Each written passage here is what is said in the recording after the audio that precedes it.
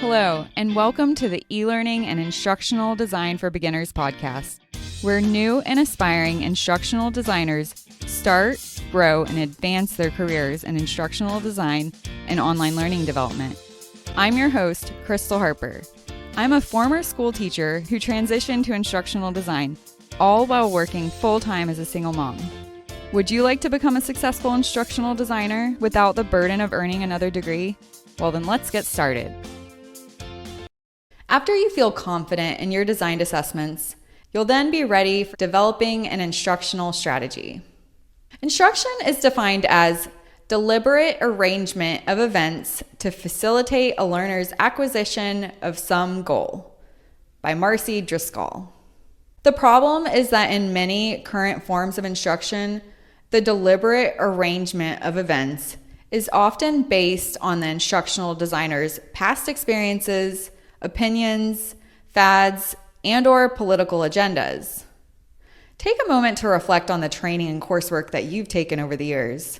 How often have you been presented with the same instructional method throughout a course or a training program? Were you ever exposed to different events and activities based on the desired learning outcomes?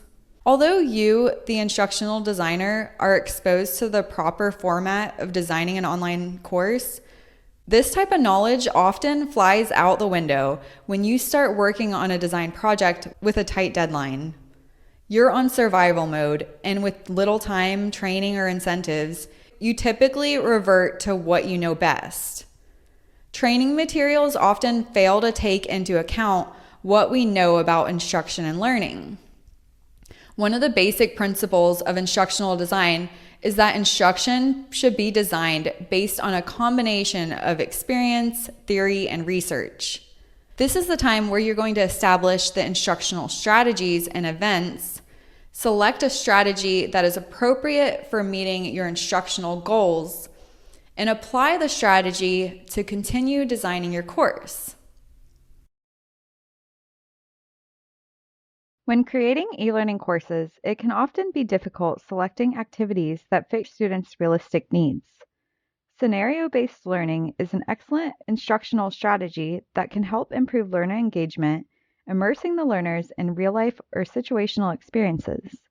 Delivering content in contextual settings provides students with opportunities to develop skills or information that they cannot transfer into future real-life situations. So you might be wondering what scenario-based e-learning actually is. In this type of instructional strategy, lessons are built around a scenario. Learners are asked to make decisions by choosing among the multiple options. Following the provided information, feedback should be presented to the learners for each option to explain why they are either correct or incorrect. Students are able to learn about strategic principles by applying them to a concrete situation and observing the consequences of their decisions. This approach is appropriate in a variety of contexts, such as to develop problem-solving or interpersonal skills, to teach strategic principles, or to develop an interactive exercise at the end of a unit. Scenario-based learning lets students learn through a trial and error process without having to face the consequences of making a wrong decision when applying their knowledge in a real-life situation. Scenario-based learning helps improve learner engagement and helps students understand in a variety of ways. For one, it motivates students to learn thanks to the fact to know they have the skills needed to accomplish the task. They understand that they are going to be challenged, but are confident in themselves that they can meet the challenge and build upon their skills. Scenario-based learning helps students see their skills and knowledge directly benefit them long-term. A well-designed e-learning scenario will challenge students to the degree in which they can expand their knowledge without overwhelming them. This type of learning provides students with real-world obstacles and problems that they will face in order to expand their skills and knowledge while keeping them engaged in the e-learning process. As instructional designers, we aim to design e-learning courses that reduce cognitive overload and give a sense of accomplishment to the learner. Infographics have been growing in popularity over the years, and they are typically educational, entertaining, and useful tools. An infographic is a visual image, such as a chart or diagram, used to represent information or data.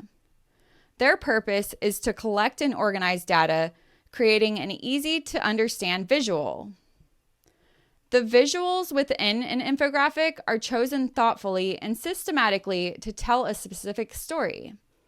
The goal of an infographic is to guide the learner through the information in a logical sequence, but not to overwhelm them with a ton of facts and figures.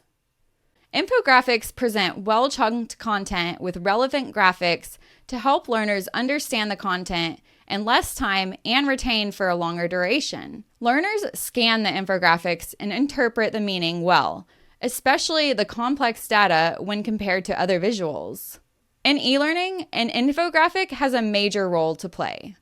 It will not only enhance the effectiveness of an e-learning course, but also increase the visual appeal. Based on a rough estimate, one infographic may convey the message of 3 to 5 e-learning pages loaded with text. The two greatest advantages of infographics in e-learning are, number one, it motivates learners with its visual appealing graphical representations, and number two, they significantly reduce the number of e-learning course pages. Examples include data, text, sources, images, different levels. They also include robust content, themes, and characters. You also need to guide your learners, especially in the beginning of an e-learning course. People learn more efficiently if they already know some of the basics. This often means understanding basic definitions, terms, or concepts before beginning the learning experience. If a learner starts an e-learning course not knowing about the topic, they can easily become overwhelmed once the complex visuals and definitions start being thrown their way. A bit of pre-training before starting the course really would have helped. You can use this principle by creating an introductory guide or cheat sheet for learners to use throughout the course. Or you can create an entire lesson upfront dedicated to understanding the basics before the learner moves into the actual course. Simulations are models of real-life processes and experiences often associated with a particular skill set or problem-solving situation. Simulation has been an accepted method of instruction for more than a century, particularly for high-risk and high-cost skills, most notably in the field of aviation. The use of simulations has gained popularity across a number of disciplines. Advancements in computers have enabled the development of highly accurate and realistic simulations that can encourage higher-level thinking, practice with essential procedures, and problem-solving. One of the major benefits of the use of simulation is that they offer students the ability to practice their skills in a more economic and safe environment. While the cost of developing a high-fidelity computerized simulation might be high, it's often a fraction of the cost of putting students in a real-world situation. Even more importantly, your students are able to explore and experiment without the concern of adverse outcomes. As the use of simulations is growing in popularity and availability, it's important to be familiar with the inner workings of a good simulation. One type of simulation is goal-based and allows the students to role-play, such as the stock market game. This simulation allows your students to create simulated financial portfolios based on the real-time stock exchanges. This is a long-term simulation that allows your students to learn from, and in some instances, compensate for earlier decisions. There's also LearningNurse.com. LearningNurse.com has a simulator that allows nurses or nursing students to practice their diagnostic skills on different patients. The simulator models the questioning and evaluation process a nurse would go through during an initial patient interview. Another type of simulation is one that demonstrates a specific concept through a visual representation.